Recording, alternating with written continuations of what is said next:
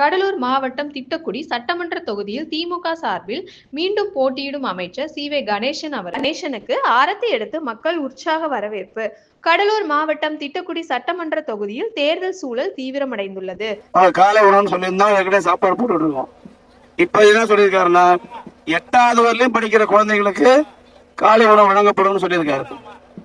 வீட்டில் இருக்கக்கூடிய mixie, grinder, washing machine, fan repair இருந்ததுன்னா அதெல்லாம் தூக்கி வெளியில போடாதீங்க, அதெல்லாம் கொண்டு கடையில கொடுத்துட்டு புதுசா மாத்தீங்க.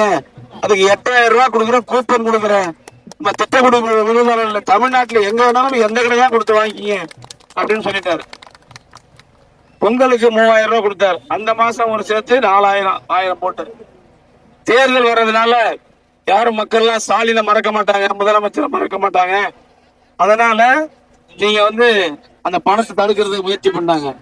நம்ம முதலமைச்சர் உடனே யாருக்கும் சொல்லாம ராத்திரி 12 மணிக்கு 5000 ரூபாய் போட்ட ஒரே முதலமைச்சர் இந்தியாவில் நம்ம முதலமைச்சர் தான் போட்டார்.